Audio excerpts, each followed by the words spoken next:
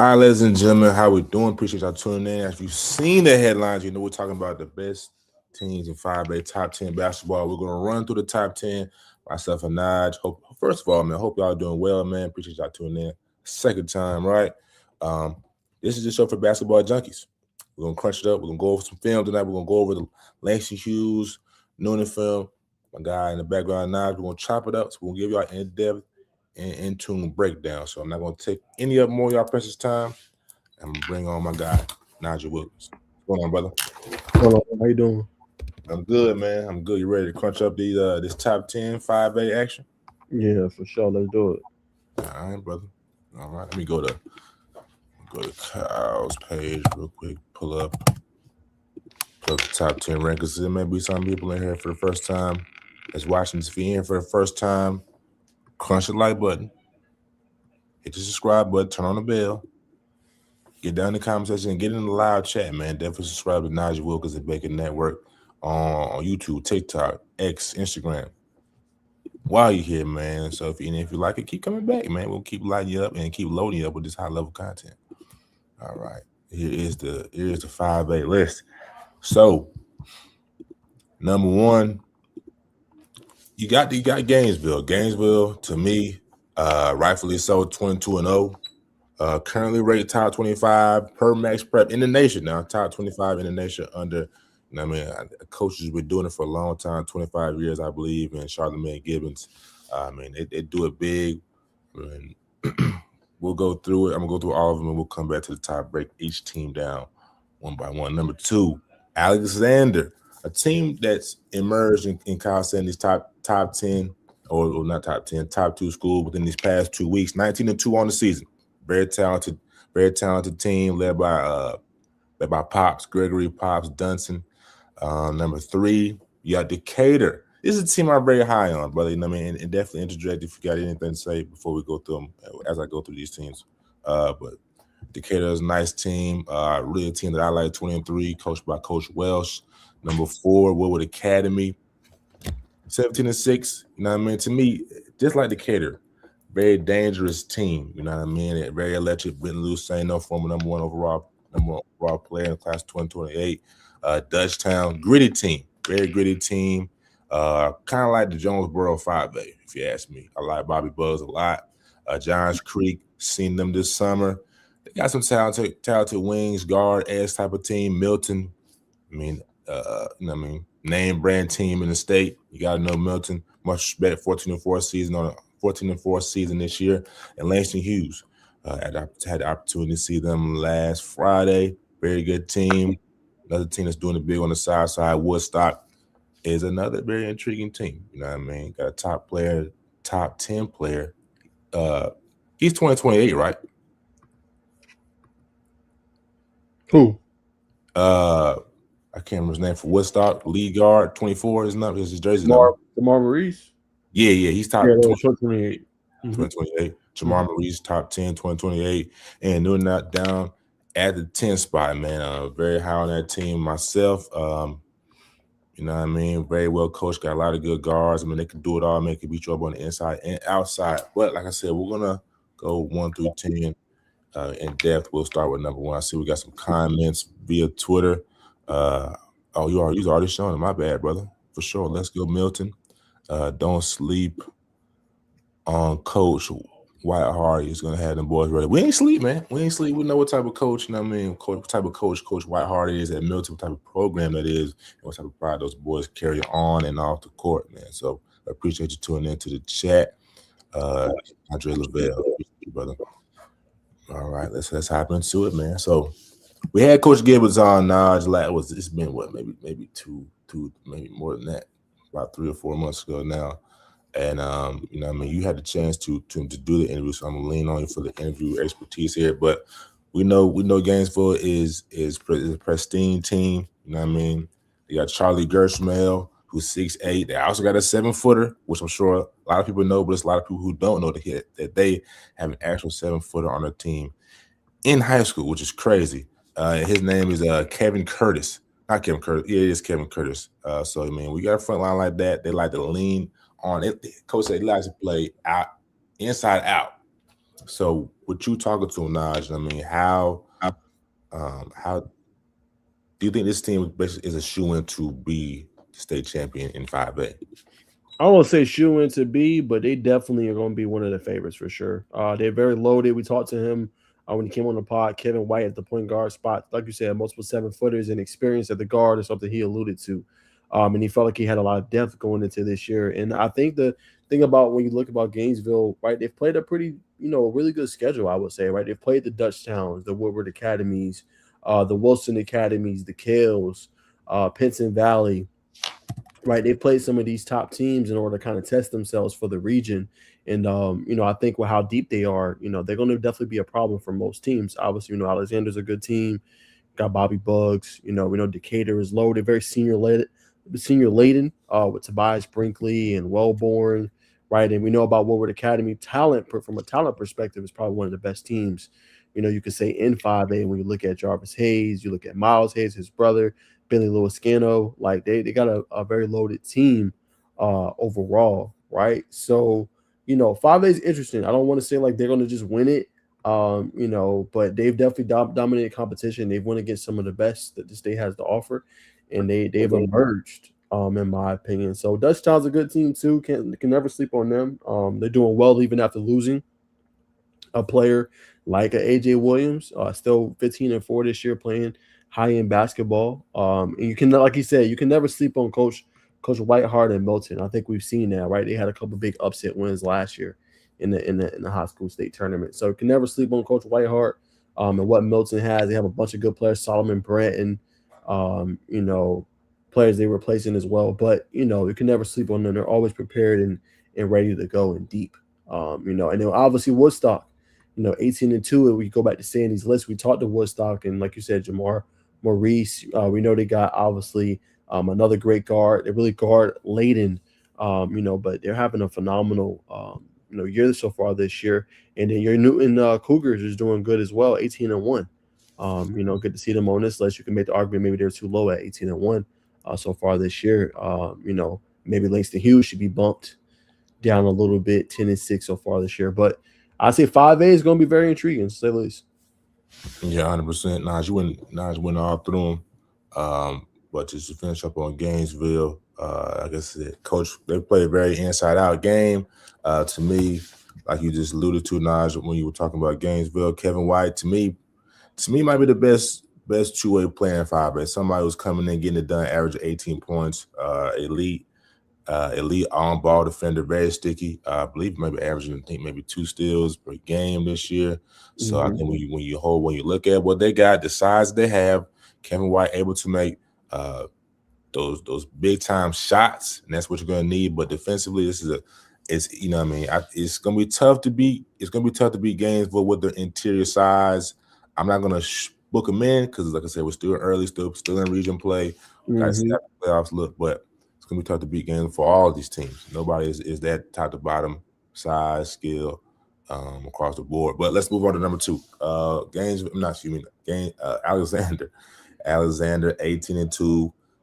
Gregory Pops Dunson, average 18 points. This is a team like the rest of the teams. They're going to play 5 out pretty much. A lot of wings, a lot of tweeners here. Pops is electric. Pops is going to be able to get them over the hump. Just what he does, but that's not to take away. That's not to take away from the rest of his teammates as well. They got 4 players shoot the ball. 34 players shooting the ball from outside from 33% or better. I mean, this is a jump shooting team through and through. You know what I mean?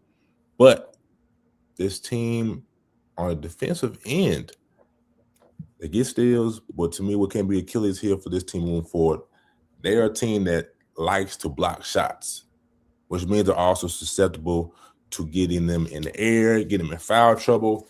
So that's going to be possibly an Achilles heel, possibly how you can attack Alexander moving forward. But again, this Alexander team is very athletic, very long, and they have high IQ players. And Pops Dunson, as we covered them this spring, 3SSB playing with the Atlanta Celtics, I believe, was one of the leading scorers in that whole on that circuit. So very high on Alexander for sure. Moving on to probably, I'll say my second favorite because we all know my favorite team on this list is the Noonan Cougars. Big Noonan, as we're saying it down here. But Decatur, Tobias Brinkley, as you said, Jason Wellborn. What's the other young man's name? The point guard just to pass the 1,000-point mark. Let me go to my notes. Bryce Housen, I believe he's got 500 assists.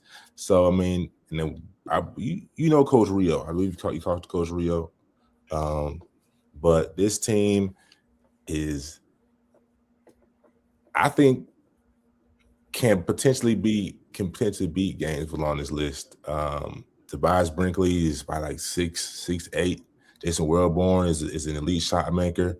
And you know what I mean? If this team can get hot, they shoot the ball well, they shoot the free throws, they shoot their free throws very well. If this team can get hot, man, they can beat anybody. They were two for the longest in Kyle Sandy's ranking until, like I said, 2 weeks ago, with Alexander surpassed them. But you know what I mean? They're gonna be tough to beat. They play good defense. So keep an eye on Coach Welsh. And Coach Grimes, for that matter, very well coached. I think Coach Rio is the president of GBCA, but that's neither here nor there. We're talking about basketball, so let me get back to the list. All right, Woodward Academy. You can't overlook the Hayes twins, Jarvis Hayes and his brother. What's his brother's name? Excuse me, y'all. Miles Hayes are electric. You can't forget about Bentley Luceno. This team, man, they shoot the free throw well. A lot of high school teams, that's part of their Achilles heel. Can you shoot the free throws down the stretch? Can you make your opponent pay for fouling you, either intentionally or unintentionally, and put you at the line? And to me, when you shoot the free throw for this team at a team average 73%, that's getting the job done. And I also want to bring up, this is the only team, every one other team in 5A that's played Gainesville so far has lost to them by 52-51 on the road up there in Gainesville.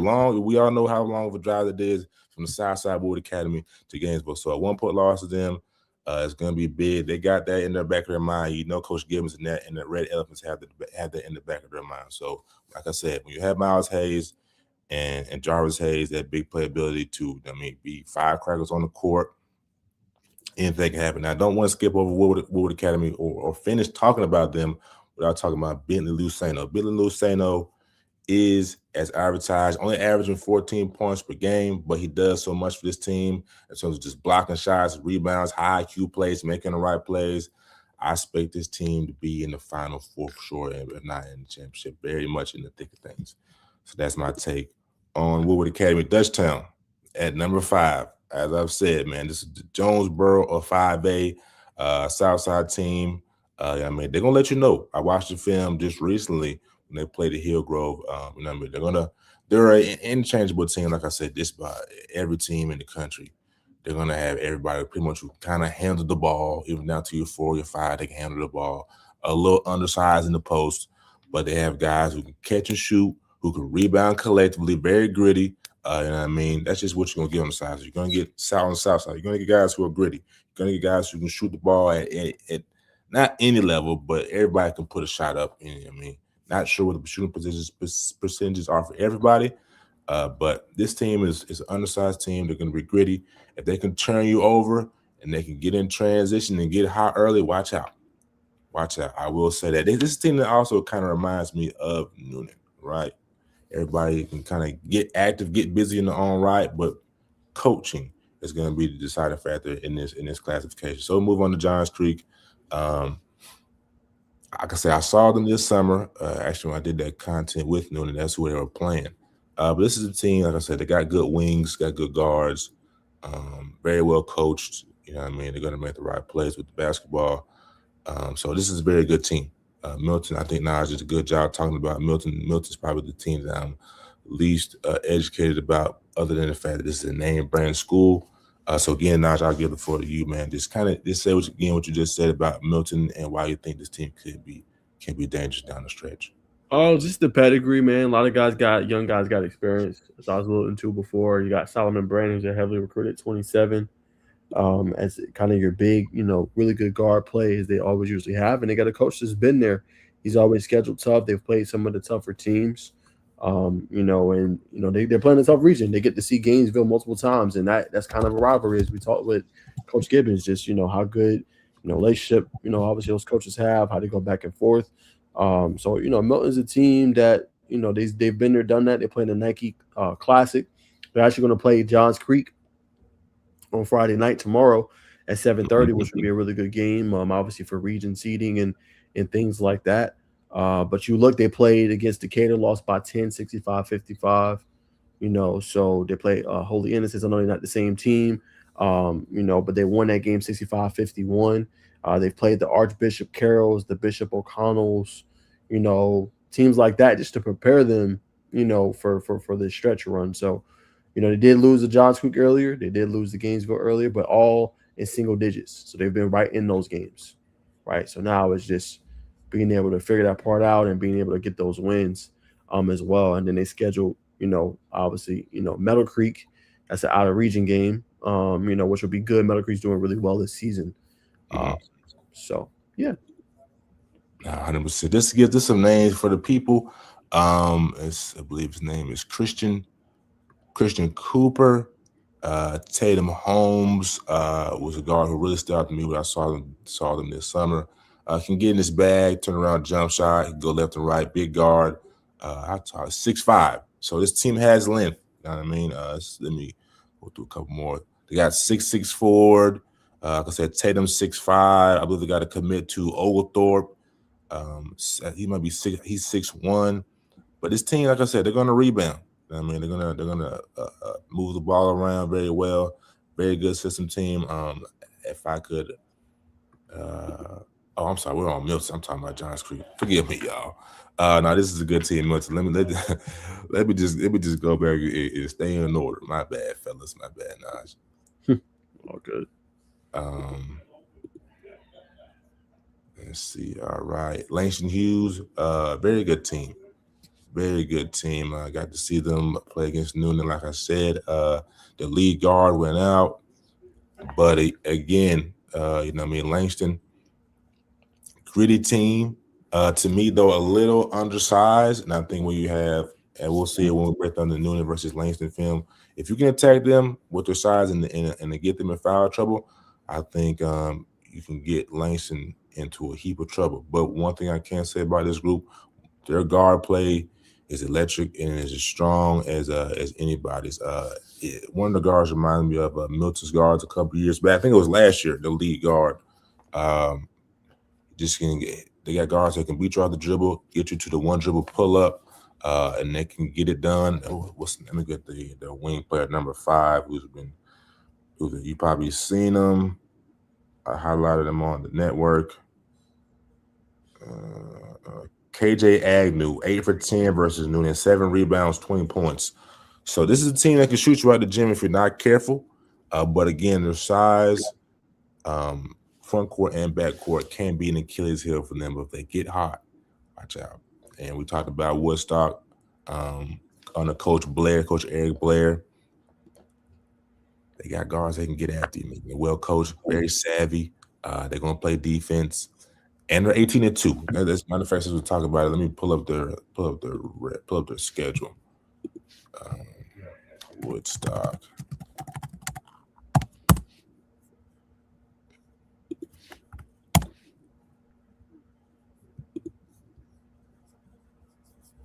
One second, y'all.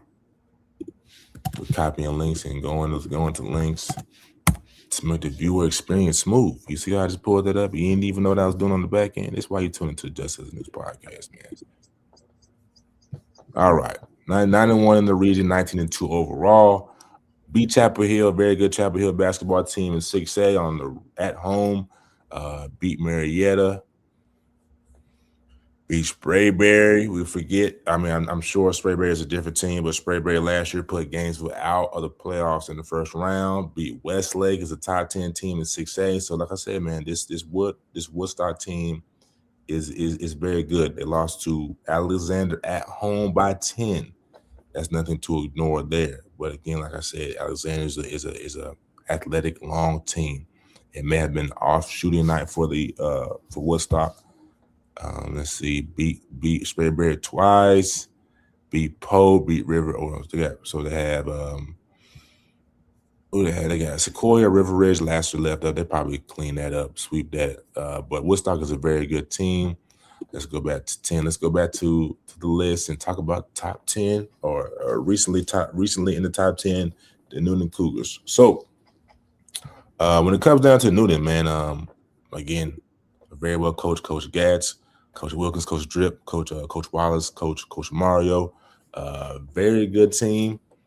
To me though, I see I see the guards um, ball handling. Ball handling for me is an issue. But this is a very well coached team. They know how to move the ball around. This is a very good shooting team. If you can shoot the ball in every game, this is a team that's similar. Like I said, very similar to Dutchtown, but when you have Linda Thomas in the middle at 6'8", maybe 6'6", 6'8", you can rebound the ball. You know what I mean? JB is 6'5", 6'8". Jalen Brown is 6'5". Yeah, Jalen Brown is 6'5". He can crash the boards.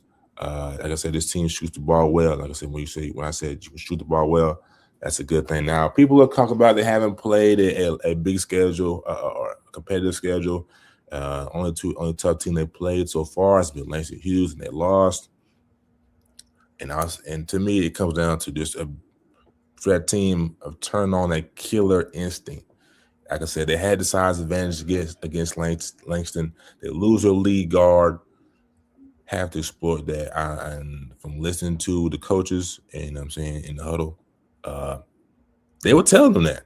But as a player, you got to take that upon yourself and do that. So just to wrap it up, and I'll be long with it. Noonan is very good. They can shoot the ball at elite level. As a team to watch, as a team they keep winning.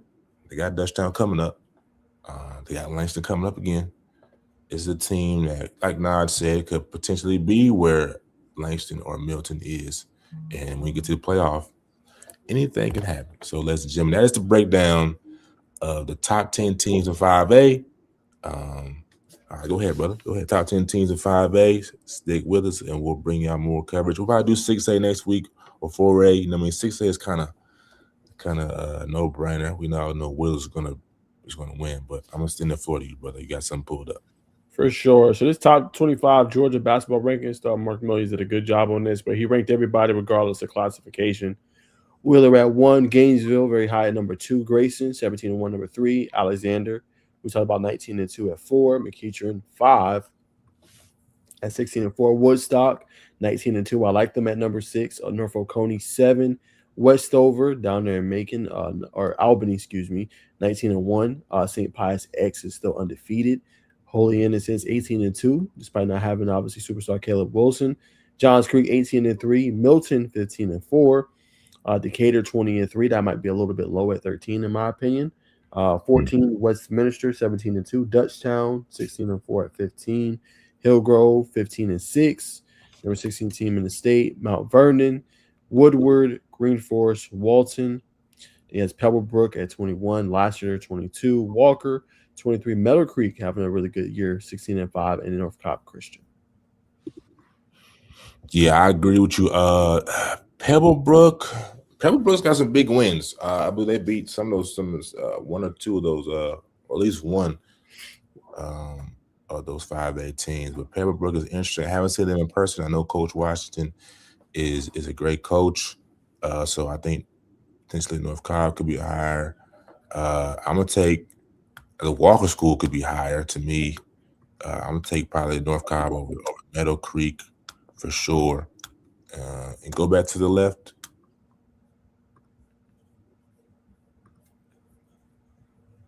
Wellington, Green Forest, Wood Academy, Mount Vernon, Hillgrove.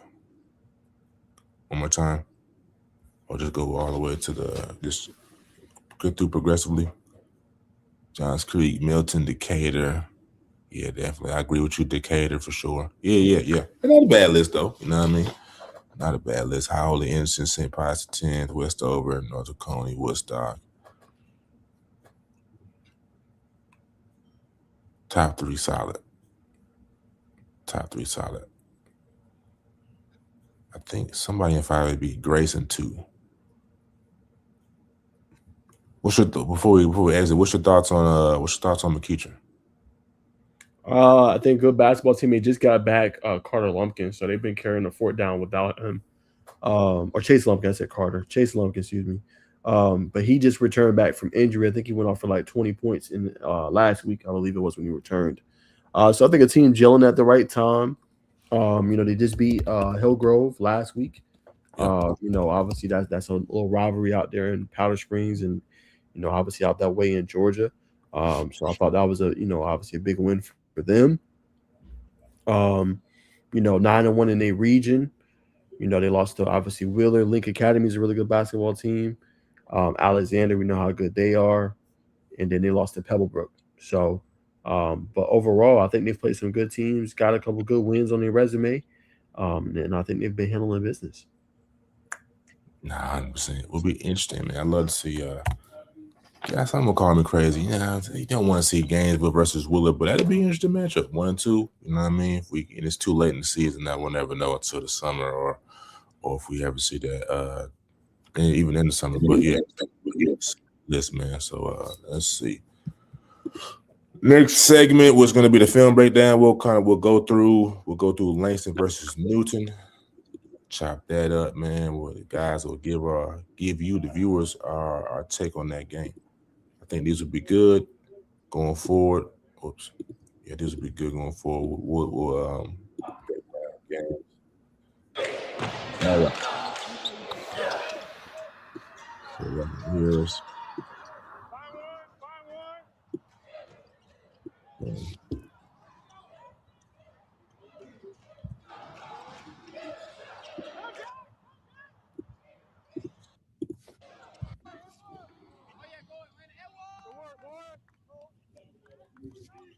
let me get these names.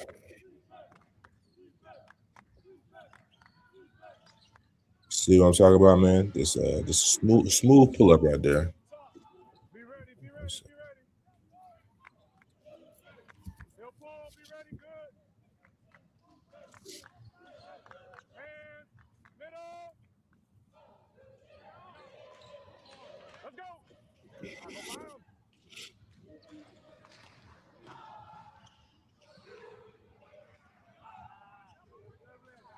Just turn over there.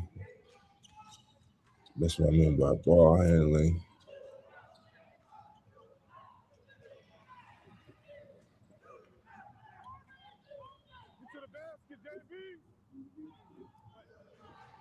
Muted. To me, and one more thing, as we'll see in a couple plays out here on the wing. Jackson Drag, to me, is going to be X factor for Noonan moving forward. I think he's going to be able to knock down a lot of big shots. Last night against this Northgate, I think not maybe three or four threes. I think 3 threes last night. Again, like I said, this team shoots the ball very well. As they continue to gel and shooters knock down shots, it's going to be a tough team to beat. So he's not going to make this jump shot, but he'll make the next one. But again, in and out, man. He's on the cusp of really cutting out. I won't say cutting out the nets, but of really making big shots at big moments for them. Jalen Brown gets to the cut better than just as good as anybody in 5A. A football player by trade. I asked him. I said, JB, how you you know what I mean? Do you balance a basketball during the off season?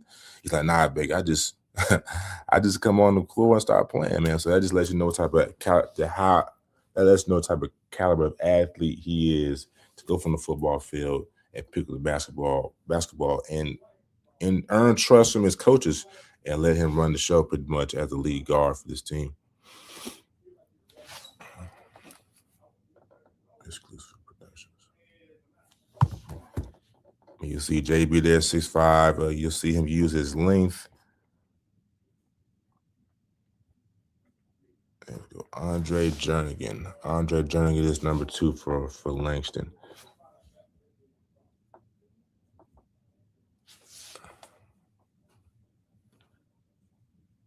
Back tap.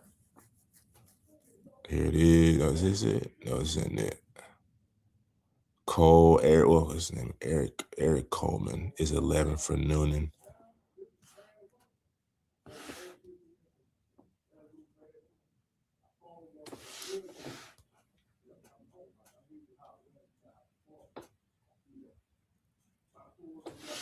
Here's Addison Dyson, number 1. So right here we see we got a high pick and roll on Eric Cole. I believe he's gonna deny it. Pull up. But again, a team of guards that knows how to get to the spots at any moment and them stop on a dime. You never know whether they're gonna go left or right here. Or talking about Langston here, you got Jalen Britt passing the ball down to Langston. Kick ball, I believe. Transition to a free throw.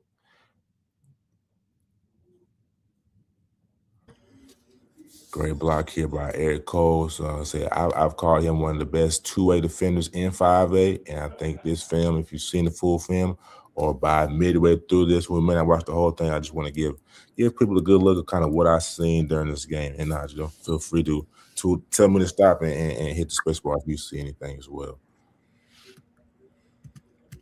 No look pass. And to me, that's like when I access the Langston bigs, I didn't see too much action from them down the post. Though I did like this pivot, but I think that you know what I'm saying, if your role is to be a scorer, you can say it's a double team here, but you have right here you have a bounce pass, some kind of way to 5. The spacing's kind of messed up in the paint, you know what I mean, but if you're offensive minded, you're going to attack either left or right here, but nonetheless decides to kick it out for an open jump to Andre Jernigan. Like I said, big time shot maker. Denies it. Then we got JB here, Jalen Britt. He's going to deny the screen, go opposite, go baseline for a floater. Got a smooth right hand miss there, but that right hand is there. There's a lot of fire in that right hand for sure.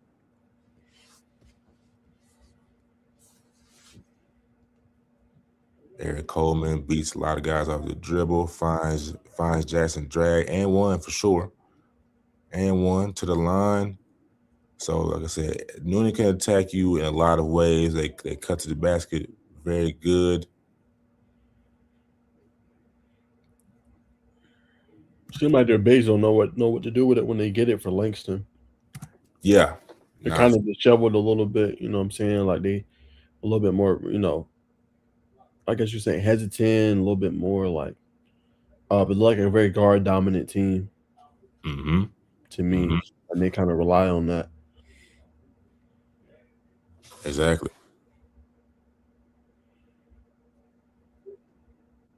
Like I think it's coming up. 23, the post where he had a pass. I thought it was on the guard. I thought it was on number 5, but it ended up going like chest high. He just wasn't. I don't know if he wasn't looking for it, just missed it. But I mean, that's gonna, like I said, that's gonna be something for Langston to look at going forward. I mean, Andre is nasty, bro. That's where he hurt his wrist, and that's where he exited the game first quarter. But as we'll see, the resilience of Langston Hughes to still get the job done. But to me, we'll see here.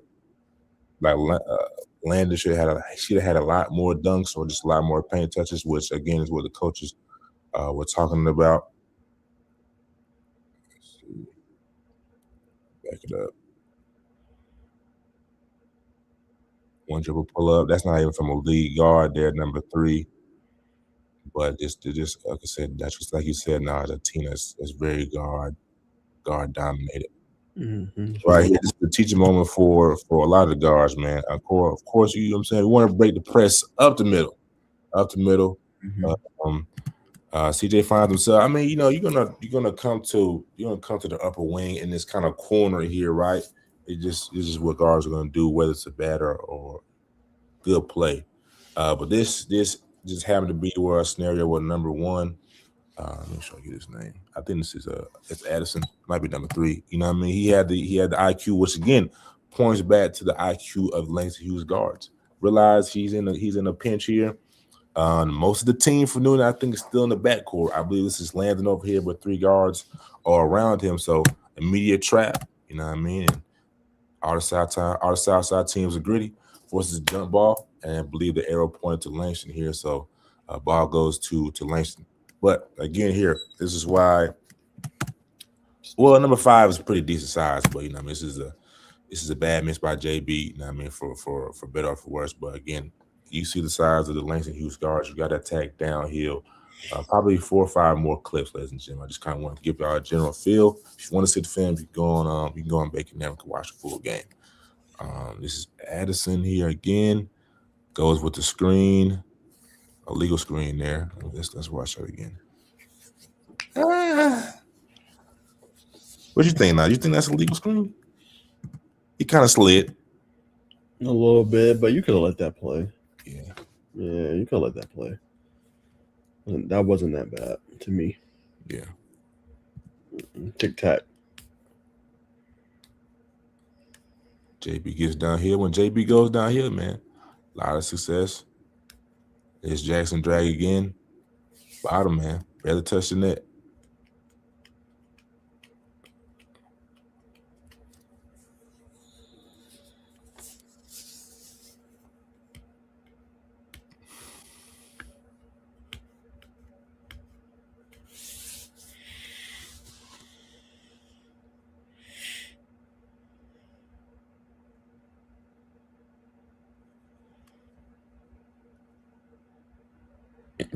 See what I'm saying right there? Mm-hmm. I'm thinking it was on. I think it was on KJ. Went straight through his arms. The same play here again. You know, when we tired editing, sometimes you put in the same clips. KJ down here again. Great shooting team from 35. Misses that one, but again, if you're gonna have the nuts to pull it up, you know you could probably hit that shot. Cold top of the key, steps. But again, I like that though. Even though it was you could say forced shot or he missed the shot, still having the wherewithal to attack the interior, attack the smaller guard. Though KJ has some size, I like how Cole gets down here and gets to the interior. Fast break. Somebody's got to stop ball a little better than that. Get the foul. Langston ball on the side or on the inbound. Kicks it back out. Turnover. Again, Cole there. One of the best two-way players in 5A. Gets downhill again. Gets the foul. Couple more. That's number...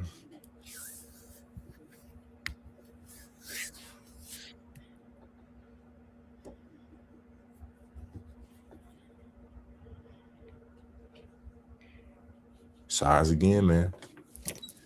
One more. We let it ride. If y'all like this, we'll continue to. Actually, we're going to do it anyway, man. I just like, you know what I'm saying? I feel like this is a good element to the show. So we'll run it at least 3 or 4 more times. You know what I'm saying? Now, it's not talk off camera if we like these. But this way, I mean, want to show that, you know what I'm saying? We know the game as well. Oh, nice pass. Yeah, that was a nice play. It's a great pocket pass right there. Probably one of the better clips I've seen. Right there. Good spin off, draw the defender. That was excellent. Great finish.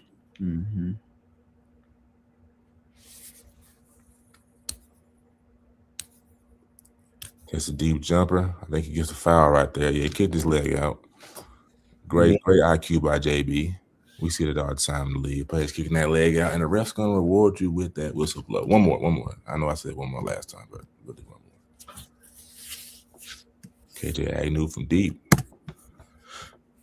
So that's it, ladies and gentlemen. That is the film on it, man. If y'all enjoyed that, definitely let us know. We're going to continue to do those for probably like the next, we may do this for the remainder of the season into the playoffs, man. But if y'all like them, we'll continue to do that going forward.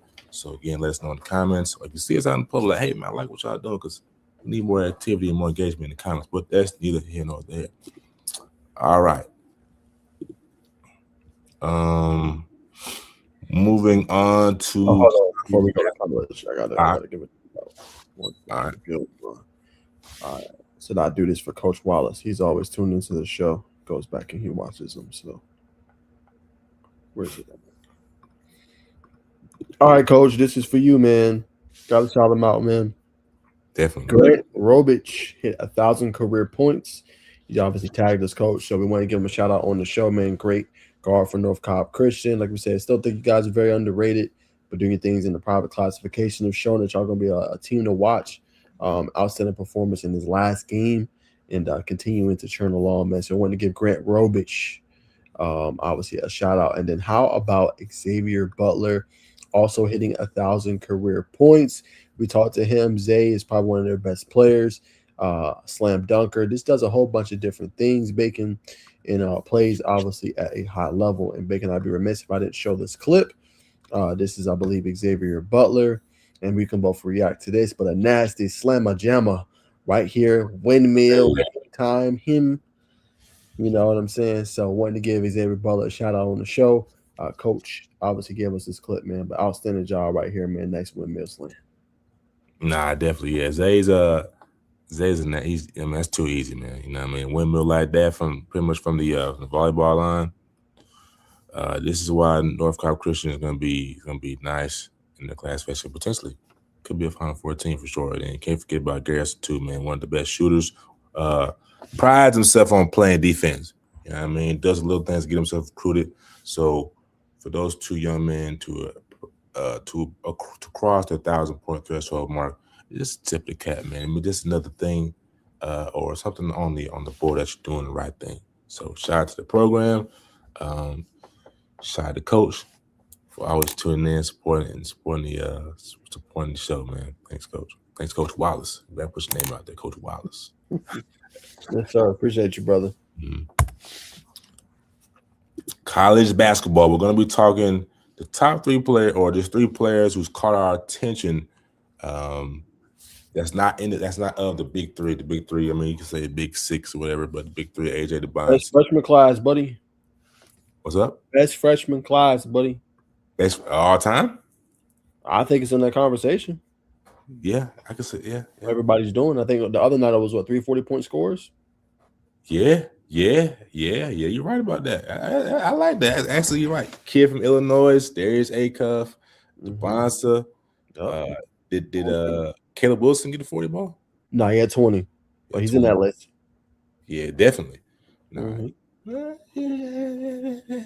Yeah, for sure. Yeah, I like that, brother. We got Coach Wallace. Keep doing what y'all do. Appreciate you, Coach. Appreciate you too. Sir. We tried to get Kip on, Coach, but they didn't respond back. We both tried. I reached out, Bacon reached out. On the low. Yeah, it's a little low, but we wanted to tell you. We did try to reach out, but we appreciate you as always, Coach. Definitely, man. If you got any hard critiques from that film breakdown, you let me know, Coach. You're like, Becky, you gotta see this, man. Let me know, Coach. Yeah. But no, your top three back to college basketball. Yeah, I mean, obviously you mentioned your three. I think my three that doesn't get enough attention. I would go Obuka Okori. He plays for Stanford. He's having an outstanding freshman season. I think he's doing a lot of different things well, this year. And I know Stanford's kind of a bubble team this year, but the way he's been, scoring the basketball at a high level, he's been taking over the game in the ACC. So I think he's been doing an outstanding job. So like I said, outside the big three, I think he's doing really good as a true freshman. Is it just freshman related? No. Okay. Isaiah Evans is another one. I think what he's been doing this season, flamethrower. He's really embodying that team, and obviously, Cameron Boozer gets all the credit, and I get it. But his development has been, huge this year, and we said we wanted to see him have a bigger role, and he is. He's shining. He stayed down through the mud, and he didn't, allow it to affect him. Him not seeing the court a lot last year, and I think he's been doing an outstanding job. So, I wanted to come on the show and obviously give him credit too, as my number two. My number three in hoops. Yeah, I'm gonna go Darius Acuff. Let me make sure you didn't have him. Yeah, I'm gonna go Darius Acuff. I think he's doing a great job, and they're even saying that he could be Calipari's best guard he's had, and he's had a lot of good ones. Malik Monk, the De'Aaron Fox, the Devin Bookers, the John Walls. You can go back days and days and days. So he's doing a great job right now. 20 points per game. I think six assists. Only about less than 2 turnovers a game. So those are my three that's been standing out. Nah, that's tough. I like Darius Acuff, but I'm such a big D Rose fan. Just got his jersey retired. I think it was the last week. You know what I mean? So the reason why I like Rose, man, or Derrick Rose, man, just so humble. They showed it they showed it everywhere, but they showed him before the night before or whatever. morning before. He's like, damn, man, I'm about to be up there with those guys. Still under the pressure, like, man, I'm just a kid from, I think he's from Inglewood, Inglewood, Chicago, man. So we got to love Derrick Rose and this journey and this whole story of how he still gets back. Got to see him in Atlanta when the Hawks went to the Eastern Conference Finals. They played the Knicks before they played the Bucks. Got to see him drop 30 in person, man. So that was a special night. But my three are number one, Trey Donaldson for Miami. Oh my goodness! Last year at Michigan, year before that was at Auburn. Man, he's if Trey Donaldson goes down for Miami, not the squad, not as the Hurricane fan, big you. But I mean, if he goes down, I'm not sure if they can go as far as they will. Trey Donaldson, I think he's averaging. Like, let me see what he's averaging. But just comes through in the clutch for them. Always gets those big shots at the right time to stop big runs. I mean, a lead guard doesn't really turn the ball over too much. Can get downhill, makes tough layups. Averaging 16 a game. Averaging 16 a game, 6.2 assists. Yeah, I mean, he's big time, man. He's gonna make some NBA team very happy. As a senior this year from Tallahassee, Florida. ESPN a clip you. 6'3" guard from Tallahassee, Florida, shooting the ball 46, almost 56% from the field goal. Shooting at 78.2% from the free throw line, man. So that's big. That's big. 2.1 turnovers, 16 points per game, 6 assists. That's getting the job done. Number two for me is Thomas. I think it's Thomas Howell. Some people say Hugh. I think it's Thomas Howell. That's what the analysts say. Thomas Howell, man, for Florida, number 10. Oh my God, Naj. If you haven't seen him, man, he didn't get a lot of playing time early on for Florida. But I watched him. I think they played Auburn. I turned on the game. I said, man, who is this? I didn't remember seeing him on the floor at the beginning of the season, but man, the way he's explosive. He's gonna shoot the ball. He's a junior. He played a big role last year, and they them winning. He wasn't like the main piece. It was obviously their guard Walt Clayton Jr. But he played big minutes in the tourney. So he stood out to you a lot. Yeah, for sure. I mean, even last year, I mean, it wasn't nothing like crazy, but he was getting important rebounds, defensive possessions, blocking shots. He played a key role last year for Florida. So I think this year, just the role is more defined. They brought in a couple new players, lost a few, so he has more of a bigger role this year, which is why he's standing out. But he was big. They had a little stretch. They won they had three AP top 25 wins. You know, they beat like some of the best of the best. You know, and then they were struggling early on in the season. I remember. But yeah, he's been a big component for them this year, along with Boogie Flan, obviously. But he's been massive. Yeah, man, he's massive. 6'9", 215, man. Yep. Averaging 17.4 per game. But yeah, he's a firecracker, man. If he gets going, it's tough to beat, man. Just complete game. I'll just leave it at that complete game. Now I just pretty much give you the synopsis, but complete game. Next time you turn on the TV to watch Florida, you don't have to look for number 10. He's going to make sure you know where he is. Number 3 for me, Donnie Freeman, Syracuse. He hasn't played enough. If you look at, you're doing your research, brother. What'd you say? You've been doing your research. Hey, I've been tapping in. I've been watching basketball. I was like, man, no. I said, man, Becky, you know, man, you can be talking about you can be talking basketball, and over the course, I'm a basketball watcher. I'm a basketball junkie, but you know, what I mean, we're doing so much editing and things like that, running and gunning. I don't get time to watch as much basketball as I once had. But this is a time where I got to. All right, Becky, when you edit, at least turn on. You can't do both because you got to study. So, but for lack of being long-winded, yeah, I've been in the lab, but he's been getting the job done. He's only played 12 games, so he hasn't qualified for like people who are gonna show up on the stat list. But averaging 19.2 points per game at one point in time, was a highly touted recruit coming out of the DC area. Man, we got to put some more respect on the DMV. 19 points per game, 7.4, 1.5 assists. Big body, man, who can shoot the ball at elite levels. Got some post game. I want to see bigger guards get back to work. I mean, which we are seeing. Kudos to Shea Gilgeous, and many other guards. There's A-Cuff. A lot of these league guards are forward to working in the post again. But if you're younger and coming up watching this, man, get back in the post, man. You just way more versatile. You can pass. You see what Jokic is doing. I mean, you can add that to your game. But Donnie Freeman to round out my three as the players who are not in the big three, not in the top three, but are getting the job done on their team and could be in that top three. Neither here nor there. But that's it, ladies and gentlemen. If you agree, let us know. If we don't agree, definitely let us know too. And who is your top three that's not in that getting that top three attention? All right, Naj, but we gotta touch on some touchy stuff, man. Yeah, we'll bring up Coach Teagle, man. At Dunk Was Fire, he's talking about man, Xavier Butler from North Carolina Christian. That Dunk Was Fire, man. Kid's an athletic monster, athletic menace. But we got to talk about Georgia Tech, man. And at this point, man, we got to start looking at Coach Stod, man. Got to start looking. I know he's still building the program up, but at this point, I'm hoping the recruits stay, man. Because I mean, they're signed at this point. You have to get out of the letter of intent.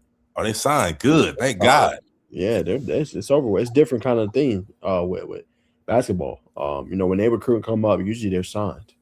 Now the other ones will wait around, like some 2026s high have not signed, but yeah, those like Job signed and then Wingfield signed too. Yeah, okay. Like I said, thank God. But I mean, you beat NC State, which is a good win. That's a good club. Well, good. Quad one win. That was massive on the road when you beat them. They beat prior to that, but they lost. They picked up some good ones. They got some losses, but I mean that's a top team. They'll be probably like an 8 or 9 seed in the tourney. Yeah, ACC tourney. No, I'm talking about the tourney. Oh, you talking about NC State? Yeah. For sure. They'll be in it now. But Tech, what's your take on Tech? Do you think this year is unsalvageable? I don't see it unless they go on the win streak. But I mean, they got North Carolina on Saturday. Sold out game. You play Caleb Wilson, but who's going to have an answer for him? Virginia didn't have an answer for him when they played them. They were one of the top teams. You know what I'm saying? I don't know, man. I just not trying to. I think Tech has the talent. I just don't think the talent matches. I don't want to say talent. No, I don't think the development matches the talent that they have. I don't necessarily want to say the coaching, but it doesn't match up. Like you have 4-star. Like I think Akai got hurt last game with maybe a tailbone injury. He didn't play. But you have one of the better shooters. Last game only had 3 3-pointers made. They went 3 for 17. You go and literally they went and hit Virginia Tech in the mouth. They were up 9-0. You know what I'm saying? And then Kraft is on fire. He scores 11 points. He doesn't score a single field goal in the second half. Right now, I like the development and growth of Jaden Mustaf. I think he's been great. He's had his second double so far in the past 3 or 4 games. So he's been getting better in a spark off the bench, but you just don't have enough scoring. I think Kawasi Reeves is your leading scorer, but just the inconsistency is in the inconsistency. Only had 8 points on 4 of 8 shooting. Bai Dongo is supposed to be again another big time season for him, coming back, all ACC selection preseason. It just feels like he's stagnated. His game hasn't really taken that jump in 3 seasons. Now he's a good defensive presence and he rebounds well. He defends, I'll give him that, but it's like his game hasn't taken that next jump, that evolution. Cole Kurak is getting good minutes. As the season is going on, he's obviously trusts him more. Davey Ragaman is starting to get some more minutes as well, defensively for him. But it just feels like the team is not, I don't want to say in sync, but they're just, they have it some nights and then they don't. And I don't know what that is. Like they get up for the good opponents, but then they're playing the lesser teams, they don't. So I don't know. He always says attention to detail is one of the issues, I guess, with the team. But it just feels like the talent that he's brought in. And I give him that. He's a hell of a recruiter. He's probably one of the best in the nation, but it just does not match what the product on the court is supposed to look like. And they're just so inconsistent, you know what I'm saying, from a night-to-night basis. You don't know what Georgia Tech team is going to show up. I don't want to say he hit the portal and he didn't get good pieces. I think Lamar Washington is giving you stability at the point guard role, but they turn over the ball too well. They don't shoot free throws well. They nearly lost the NC State game because they couldn't close it out with free throws. It's just a lot of just elements in this team. If I'm Cam Kraft, I'm looking at Miami of Ohio. I said, "But these boys top 25. Maybe I should have stay where I was at." Facts. Could have Dropping, been helping them. I don't know, man. I agree with you too. I'm not gonna be long winded on this. I agree with you, man. I don't know if Coach Stoudemire is the. I hate to say it because I really like Coach Stoudemire, great energy, but it's underachieving, man. Tickets as low as $85. The McCammons Pavilion, that lets you know all you need to know about where the Yellow Jackets are at. But 85, you can get in the door. Yeah, tag Bacon and Naj. We'll move on. All right. So shakedown in the ACC, man. Floor George, I'll pull up the ACC standing. While you get going, brother. Obviously Duke is the number one, but as you see it, you know what I mean, where do you think the ACC shakes down going into the tournament?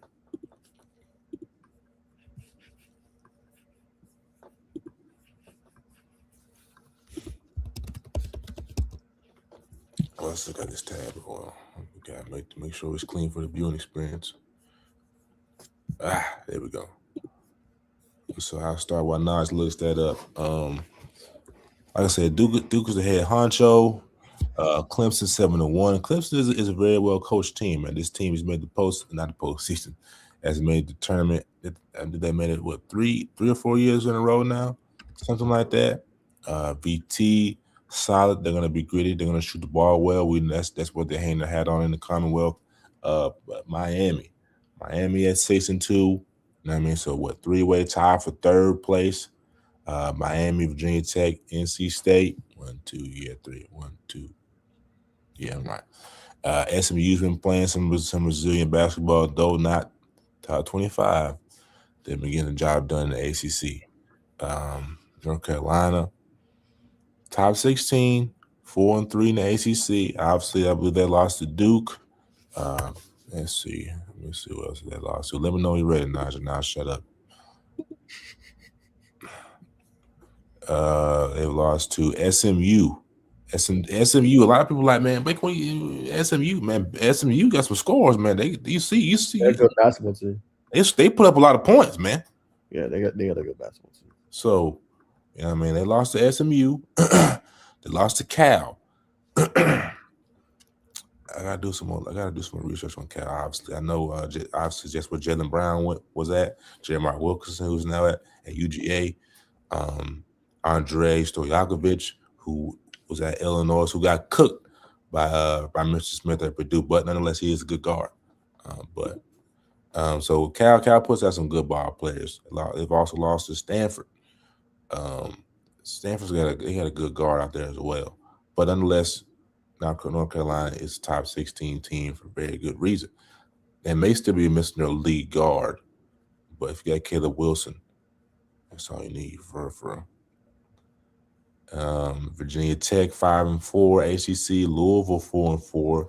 Michael Brown just got back. They lost emphatically to Duke, but the Cardinals will make some noise for the ACC title.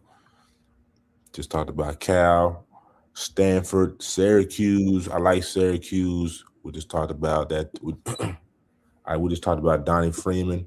We know they got Cayenne Anthony. They got what's the other young man that played at IMG as a freshman? Can't remember his name, but they're a good team. They're still playing that 2-3. It's not as good as when Jim Boeheim was there, but they play a solid 2-3. Got some interior post players who can pass, who can get to a bucket. Syracuse is a team that's gotten good progressively as the season went on. Boston College. I can't, you know what I mean? They pop in and get good wins here and there. Pittsburgh, Wake Forest. Wake Forest is decent. Georgia Tech is a wild card, man. We just talked about them. I feel like this team, if they can get things on track, they can beat anybody in the ACC. We see what type of game they played against Duke. I think they only lost by maybe 6 or 8 points. but what Georgia Tech team, as Naj alluded to, will show up. Notre Dame hadn't been right in a while. Florida State, I like their young head coach. You know what I mean? Marcus Curry, who's been on everything, said he enjoyed his time at the unofficial visit. But in terms of basketball, this team, it's up and down. Close game against Florida, rivalry game at home or at Florida. So I mean, they're a team that is inconsistent. Like Georgia Tech lost emphatically to Georgia, lost to Houston. So you know what I mean. You see a lot of red L's, but this is a team that's rebuilding. I like the way the young head coach is coming in. 9 and 12, 14th in the ACC. The record, their conference and overall record speaks for themselves. But go ahead, brother. I say you could talk a long time ago, man. Nah, you're good. No, I was looking up like the net ranking, seeing where it was loaded at, and then there's three models they use. They use BPI, Basketball Power Index, the strength of schedule, which is another big one that the NCAA uses. Then they use net rankings. So I was just looking at that, seeing what Joe Lenardi had pulled up as well. Obviously this is what he has. And I'm gonna pull yours back up in a second, Bacon. You can leave it. But this is what obviously Joe Lenardi has messed up his name.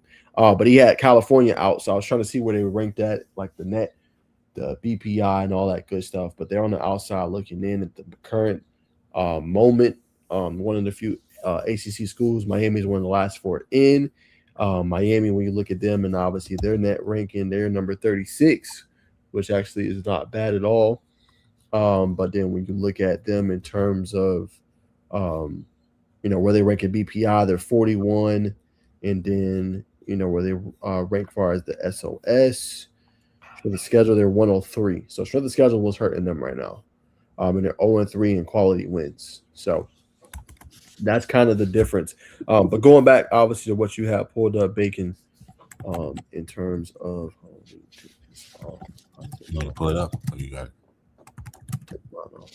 There we go. But in terms of this, right, ranked teams, obviously North Carolina was not ranked, or no, yeah, they were number 16. But in terms of the teams that are good, I think Clemson's a pretty good basketball team. You know what I'm saying? Inside and out, they should be just fine. I like Virginia. Virginia's probably my number 2. I like them over Clemson, in my humble opinion. I think Virginia's very deep. They got to work out, the big man role in terms of Johan Grunlow has to play a lot better than what he's playing.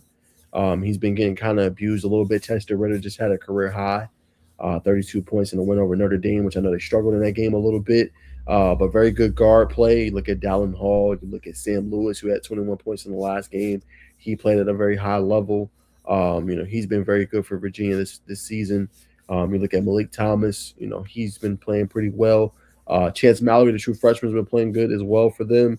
But I think a team that's deep and can make some noise, in my opinion. Duke is Duke. We know what they got, man, all the people they have. Caleb Foster, Cameron Boozer, Caden Boozer, Isaiah Evans, Ngongba. We know who they have. Duke's going to be a problem. I think the best bet to knock them off, though, will be the Virginia Cavaliers. Miami, we talked about them, Trey Donaldson. They just have to stack a couple more wins. The strength of schedule does not help them. So they got to start getting quality wins now. 0-3 in the AP poll. Excuse me, against AP opponents is not going to cut it. You know what I'm saying? Virginia hasn't had a lot of those matchups. They went 1-1. They lost to North Carolina.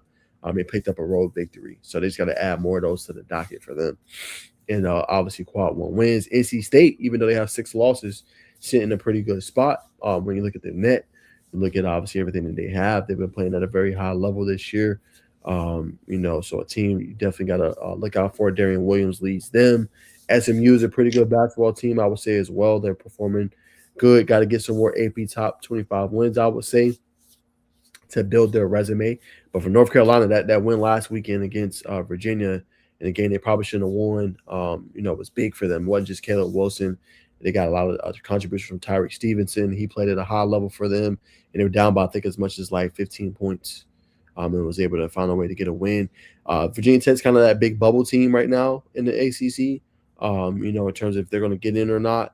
Nearly lost it to Georgia Tech. Got Neil Killis, Alvadelis. One of the top rated prospects next year's draft. Probably be a lotto pick.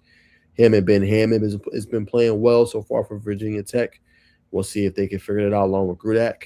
You look at Louisville. Michael Brown's been in and out of the lineup. Louisville's trying to obviously stay, in the fight. A ranked team, one of the few ranked teams in the ACC. 5 of them are ranked right now. So they got to start picking up a couple more wins. Right now, I believe they are 2-5 against the AP poll. So they got to start racking up some wins for them. And then California and Stanford are kind of those bubble teams, right? They're going to have a great run, be able to separate. I don't see Syracuse making the tournament, unfortunately, unless they win the outright ACC, which is possible. They get a little non-seed bid, but they would have to win it in order to get it. Boston College, I don't think makes it. Pitt, I don't think they make it either. Wake Forest, even though they've had a decent season, 11-10, 2-6 in the ACC, it's not going to be good enough to make it. Georgia Tech, same thing. Any of those teams, Notre Dame, Florida State, they're going to have to win the ACC tournament to even get in. So I would say a solid, if you ACC, you probably have 1, 2, 3, 4, 5, 6, solid 7 teams that should get in, probably like 2 bubble teams. You know what I'm saying? We'll see what happens. But a solid 7 should make the tournament from the ACC, which is a step up from last year. Yeah, facts for sure. Well said, brother. Last thing, man. Notre Dame, man. Notre Dame. You got your basketball team in the ACC. If you just put your football team in the ACC, you're in the playoffs, big dog. Come on now. Show some love.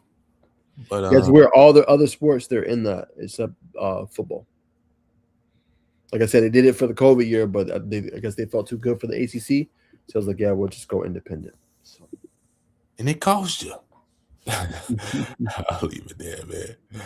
Great breakdown, brother. Great breakdown. All right, man. The Fighting Illini beat Purdue on the road due to a phenomenal, let me get his name, phenomenal freshman performance. 1 second, man. Try to have my game tight. This one I'm slipping. Teams. Fighting Illini. Where you at, man? Purdue. Let's just go find Purdue. Purdue's Big Ten.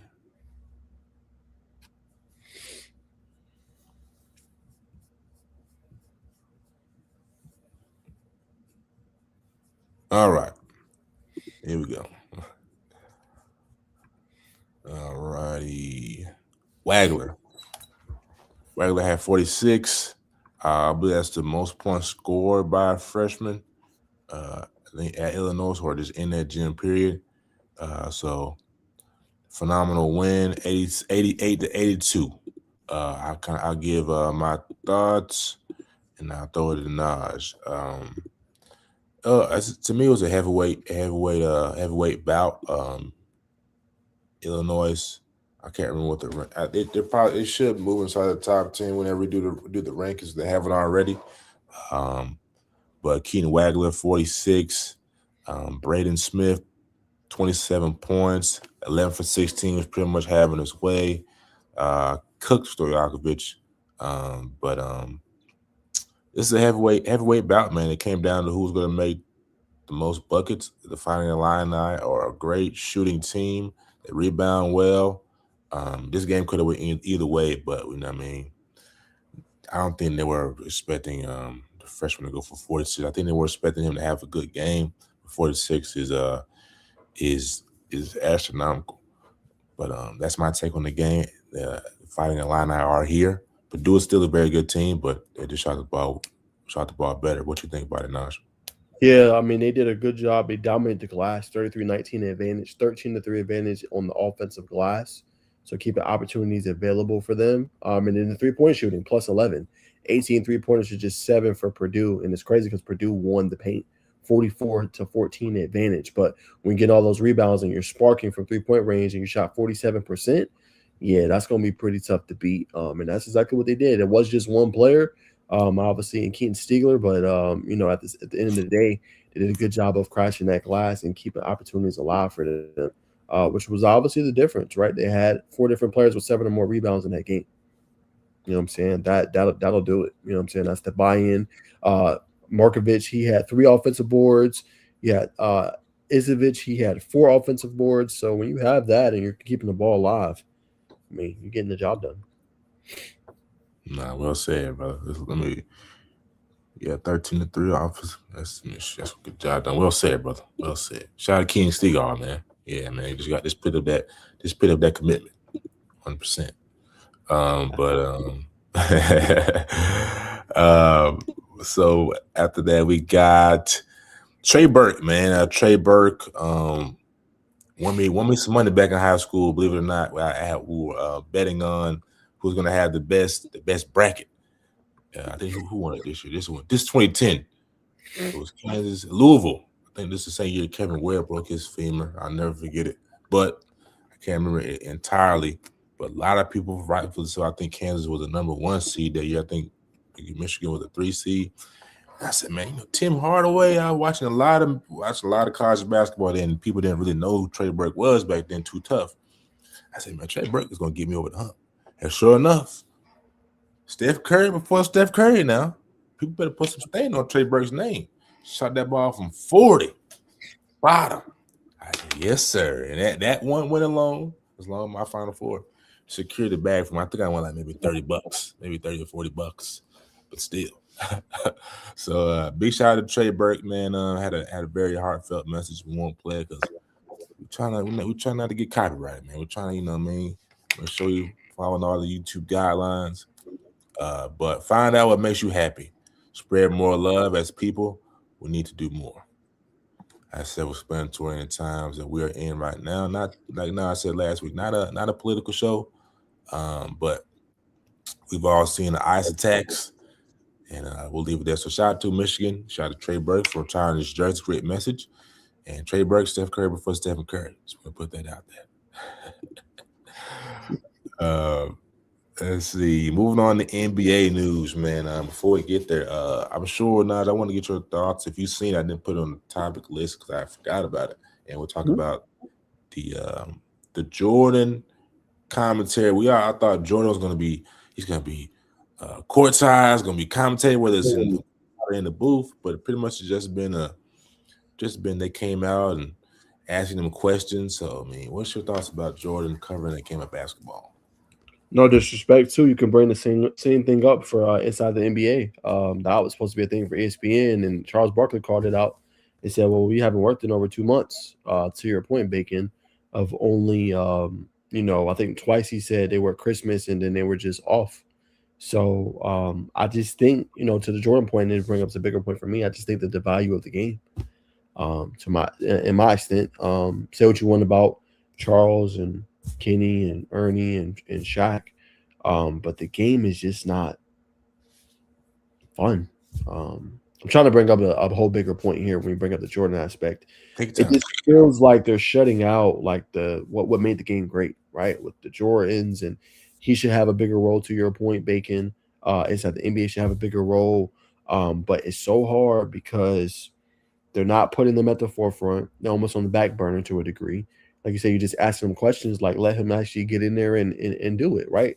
He should be along there with a Tracy McGrady, a Vince Carter, a Carmelo Anthony, and commentating along with Maria Taylor, right? Like if you NBC, you did good because you expanded it, right? You was doing Olympics coverage, you was doing football, Sunday nights, and then now you get basketball added to, what I'm saying, your resume or whatever, to your portfolio of what you cover.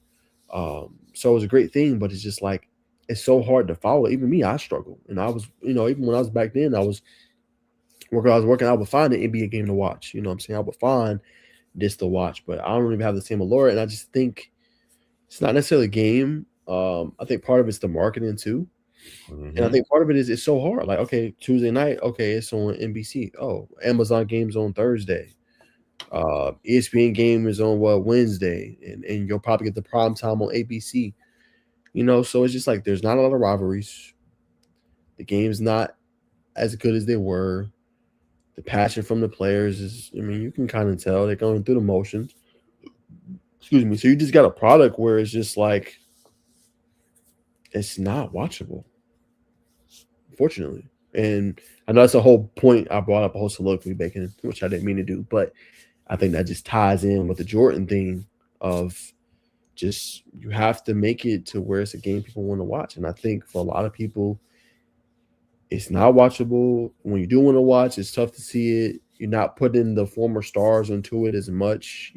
You know, TNT is no longer doing it. ESPN, you pick it up. It's like the whole thing was for you to distribute their show. They're barely even doing the show. I mean, I get like you got your own thing if you're ESPN, you have NBA Countdown, but why not just make NBA Countdown centered around them? You know, if you have the NBA Finals, right? Let's say, for example, let Charles, let all those guys do up until that point. That's what they've been doing. You know what I'm saying? Or just, if you got 2 games a week, okay, fellas, like y'all gonna come on Wednesdays. You know what I'm saying? We're gonna let the other crew do Fridays. It's just ways you can just I think you can do it better, in my opinion. And I think that the league has struggled with that. And, it's better to have Amazon and, NBC, but it's just like it's so much more stuff we're worried about. It's a lot with the political times that's going on. Not trying to say we're a political show, but people just have a lot on their mind. And I don't think it's just not helping. Like before it'd be something that galvanized you. You'd be like, oh, I want to tune in. It's just not. And a lot of people can't recognize the players either. Like, who is this from what country? Well, it's a global game, man. You can't. It is, but for a lot of people, they're like, like, who is that? You know what I'm saying? Unless you, Who's saying that? I'm just saying in general, like people don't know, or it's not synonymous. Like they don't, you know what I'm saying? They don't really identify. Hard for them to. I think that's part of what made the game so great. You could identify with a Jordan.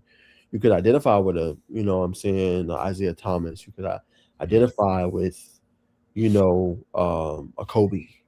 I think it's hard for people to identify with some of these players when you can tell their heart's not in it. And then part of it is too the AU game. You almost have to pay. You know what I'm saying, to even get that. It's so hard for you to go and be that story. Oh, where this kid come from? That underground background story, I guess you could say, Bacon. And he made it from the slums, or he made it from this part.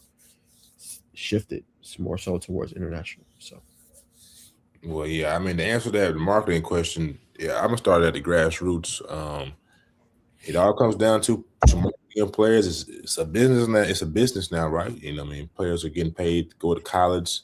Some are getting free gear, whatever, in high school under the table. So ultimately, because we look at the gyms, we look at these basketball gyms. They damn near empty.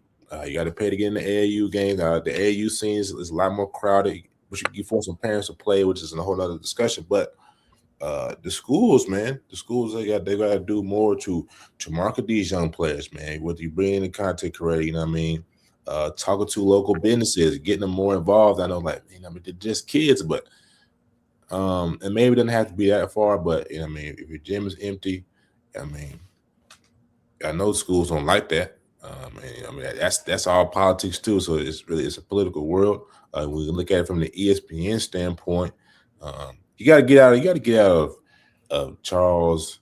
Mainly Charles. Charles gonna let you know, man. He don't care.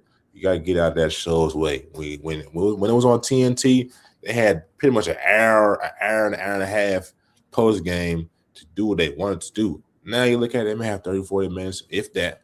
They cut them. Great point. That show is built on give you tidbits or how they play, but more so it's a show that builds. You know what I mean? Ernie's keeping records. They're talking about, hey, last week, Charles, fool, you said this last week. You don't necessarily get that. Now I've heard, Pop does some. He loves the show. Everybody loves the show. He read an article that said that they're going to be more so loaded on the back end. Charles doesn't like that. Now, me as a viewer, I've always wanted to see inside the NBA cover the finals. We never get that. So, if none the least, if we get that this year, I'll be satisfied. Now, to come on to it being spread out, it's a money play, man. Everybody's trying to get a piece of the pie in athletics, but you got to package it and present it the right way, man. So I'm in agreement with you. Last thing I'll say about it. Oh, I got to talk about the Jordan thing too. It's so much money involved into it, man. And, I mean, I don't have the executive answer for you. We're building, you know what I mean. But it's just unfortunate that money is broken up where people can't galvanize around it. for the Jordan thing, I'm not. We got to see if Jordan really wants to get in the studio. You know what I mean? Because he in that interview where he was talking about some things, he's like, I haven't picked up a basketball in a while. You know what I mean? I pretty much did Airbnb, and the people who we rented the Airbnb from was like, hey man, can I come over and take pictures with you? Long story short, he had to shoot free throws. And he said, man, I was as nervous I've ever been in a long time. Whether that's true or not, the brother's not as locked in on basketball. You know what I mean? He's talking about spending more time with his family. Family's more important. So, I mean, if he wants to, because when you're doing that type of work, you're going to be away from your family. So, if Jordan really wants to do it, it'd be great to bring him in. But if that's what the product was going to be, you know what I mean? Why are we bringing them in? We got to put more attention on the product that we present to the people. It's a great point. It's too much of the money and political play these days, which is why independent media is one day. That's the move right now. That's the move, man. You know what I'm saying? I ain't trying to be rude or nothing, but it's really the move. I'll talk about you probably a little bit out off air too, Bacon, about it.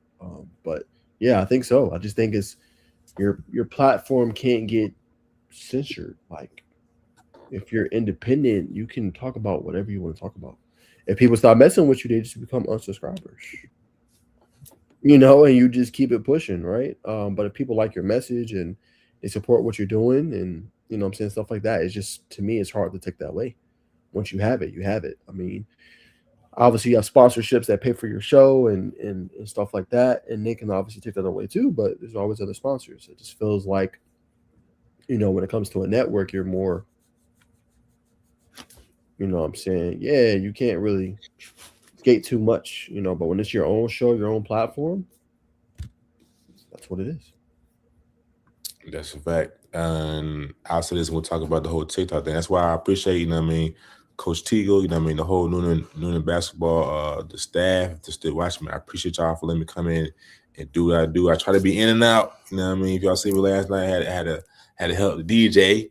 Had to help DJ break down, but I appreciate y'all letting me come in and just record and document y'all authentically. So when I put out episode 3, it's gonna be amazing. I'm like, okay, I see why. You know what I mean? It may not make sense when you see me running around, but I be having my shots in my head when you see the product. Like, okay, you know what I'm saying? You know, he been doing this thing. But to bring up TikTok, as we see, I heard it's been like a big number of people who undownloaded TikTok because of the censorship due to the new owner stepping in, and they're running to. I've downloaded. I'm all about going where the people are because I'm a man of the people. The new app is Upscrolled. One word, Upscrolled is the new app. Is what's going down at, ladies and gentlemen. I haven't created my profile yet, but I do plan on getting on there soon to secure my IP. But now, just what's your thoughts and what's your take on the great migration from TikTok due to the censorship since we're on the topic? Yeah, I know they talked about it. Obviously, they did a joint venture with the U.S. Obviously bringing it over in order for it to continue to operate here. So obviously that's something that happened. I think a lot of people are probably still going to stay. There's going to be definitely some that will leave. What's the app called? Upscaled. Upscaled, yes sir. One word. I'll show it to you or to you. Upscrolled, excuse me. Upscrolled. Upscrolled.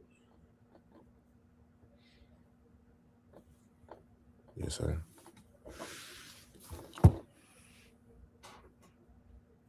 Okay. Yes sir, man. But yeah, I think it's just that they just, you know, obviously part of it is being obviously censored to a degree, and then I think, you know, a lot's going on. Like they've been down. They said something about data center being hit or something, and they still haven't updated any of the creators' earnings. Like it's almost the end of the month. You know, they haven't paid for the 25th, 26th, 27th, 28th. Yeah, I can attest. Like, you know what I'm saying? Because I'm a part of it. 4 days. You know what I'm saying? It's like, oh, be patient. You know, we're still trying to pull it up. And it's messed with my motivation. Like I usually do like 3 or 4 a day. You know me, baking religiously. I always got something out or going on TikTok. You know what I'm saying? The post, sometimes I do 7 or 8 a day. But like my motivation, you know, it's not there. It's just like, yo, as much as we put into it, I get it's down, but y'all need to get that fixed. Like, you know, it's like, you know, like people say, it's people's livelihood. They can't be messing around, man. You know, people got bills to pay, and a lot of people depend on that. that platform, you know what I'm saying, for that. So I don't know. It's obviously tough to see. Long term, we'll see what happens with TikTok. But like I said, I know for a lot of people, it's hard to want to leave that bag. You know what I'm saying? Because I'll be real, TikTok pays it back. I ain't made no bag yet, but I can tell if you got 100,000 followers and you're getting all of them, on your videos, you can make some good coin. And then sponsorships and brand part can, but they definitely gonna have to figure that part out. And I would say the new leadership that's in administration, it's not something you want to rub the wrong way. Like, so I would try to keep what TikTok has had. I wouldn't try to do all these, changes, and obviously got to keep upgrading the company. But that TikTok has always been an app people feel is for the people. You can learn stuff. You go and you start messing with that. Yeah, good luck trying to get that base back. Yeah, you don't want to ruin your brand. Yeah. You don't want to ruin your brand. Yeah. But last topic, we'll get up out of here, y'all. We appreciate everybody kind of staying loyal, sticking with the bros, even though we ain't the bros. We ain't no old niggas. You know what I mean? We Naj and Bacon, going places, seeing the world, and doing things you never heard of, but probably want to see. So stay tuned for the BTS. But Antonio Blakely, and Blakeney, excuse me. We keep bringing up the sports gambling thing. We didn't touch on the KSU situation. I decided not to. Not I sent it to you, but you know what I mean. I covered Simeon during his time at Tri Cities, so I just didn't want to get into it, man. But Antonio Blakely, former whose top prospect came out of Florida with Ben Simmons. Actually beat him out from Mr. Florida. And went to school, played together at LSU. Didn't went undrafted, the G League route, made it big overseas, and decided to stay overseas, but has got caught in trouble. Let me go back to the article. Got caught with his hands in the cookie jar for path from playing the NBA to allege a game fixture. And to not kind of, I'll get some quotes here to make it all make sense. I believe they're all at the bottom, but you know what I mean. Is alleged, because not nothing fact right now. It's alleged to be caught in shaving points and is alleged to have brought on former or his teammates in the Euro League to do the same things. Now, per the article, is this it? No, this is not it. Actually, yeah, this is it. Am I scrolling, Naj? No, I think I am. So per his trainer, he said he was in a good place in life where he was growing, where he elevated, and where he was really where he was really evolving and maturing as a professional. Randy said, and I was commending him on that. So for me, it was definitely a huge shock. But to dive more into what he was alleged to be doing, it was during that season federal authorities alleged blatantly conspired with two other to affect the outcomes of CBA games. The indictment filed under the seal in 2024, but then unsealed this month, says Blakeney received bribes in exchange for Blakeney staging intentionally poor performances, sitting out of games, or removing himself from games. Blakeney recruited other American players to China to do the same thing. This is during his time in China. I believe he's in the Euro League now. Since being in the Euro League, he's averaged 30 points for whatever that's worth. Last April, with the indictment still under seal, Blakeney signed with an extension with Tel Aviv through 2027 season. He remains overseas, holding a key role on the team tied for first place in both the Euro League and the Israeli League. His coach, Demetrius Intudia, said the club entrusts Blakeney. That's old stories. And whatever, that's old stories is crazy. That's old stories. And whatever I say now might be used or not used. So better to not say. It's Tidia said, according to sports rabbi and Israeli sports website, we have no concerns in regards of the integrity, commitment to the sport ethic that AB has. So the add context was also in this article. Um, in Florida, he had an incident where he was robbed at gunpoint, pretty much. Just to give everybody just full perspective, he uh, apparently had people over playing cards. It always plays for lots of money for the reports, and it sideways. He had victims were tied to the case too, so that pretty much that AB Antonio Blakely was a victim, and that you know what I mean, just having to be playing things with sideways. So when you hear his former trainer speak up for him as he was evolving as a man, his coaches coming to his defense. I mean, you never really know. I'm choosing to take the neutral stand. You know, what I mean, being a big fan of Antonio Blakely in Florida and at LSU, just presenting the facts. So I'm extending for to you, Naj. Just what's your kind of take on this whole ordeal? Yeah, I mean it's interesting. It's a lot going on in terms of point shaving. I think they just had a crackdown of like 40 plus athletes. Probably definitely some merit to it. Yeah, I would say, what I'm saying, definitely something that went on there. I think his trainer is just trying to back up his guy, what I'm saying, and support him. But you can't say it's not going on, what I'm saying, and you can't say that there ain't something there. I don't know. I mean, I think that just talks back to the game. It's just the integrity of the game has to be protected. I don't think it is currently right now. I think you had that probe with Chauncey Billups. We've seen it with Terry Rozier. It's been ho hum currently right now, but yeah, I just think it's people are getting involved in the wrong stuff. They're not playing the game at a high level. All the sports betting, the influx of that, I think definitely is damaging, and it's not a good sign for the game as a whole. When the athletes are doing that, and not playing at a high level, trying to save points to get a bet, it's crazy to me. So yeah, man. I think definitely a tough situation. Um, but definitely one, it's a cautionary tale, I would say.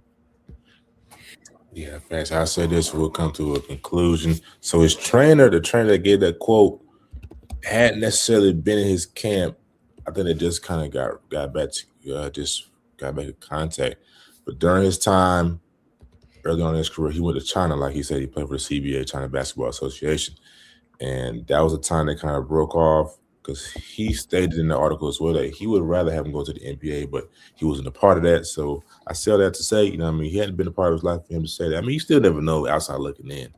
And the alleged amount, what they stated that the amount that overall, what he has accumulated has been 200 grand, Mm.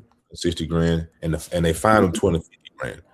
Uh, or if he's convicted, there'd be a fine of 250 grand, 25 years sentence. So, moral of the story is, players, I mean, just take the game serious. You know what I mean? Don't mess with the integrity of the game. And that goes for you. That goes for you coaches too. NBA coaches and college coaches that's playing your starters 2 minutes ago. You're up 25. It looks fishy, buddy. It looks fishy, and we on to you. We on to your game. We on to your game. But that's it, man. We appreciate everybody who's tuned in. Hope y'all enjoyed it, man. And we'll see y'all next Monday. If you're football fans for the football podcast, that's on and live and popping. And we make it on Keon Standiford. So stay tuned for that. I'm sure we'll ask him if he wants to talk about his new move. If not, we will not. But we're looking to get him on this Monday. So stay tuned for that. And if you're a basketball junkie, you know we're here every Thursday at 8. So dose up. I'm checking in on the Just Sizzling News Podcast. Until then, we will see ya. Peace and blessings.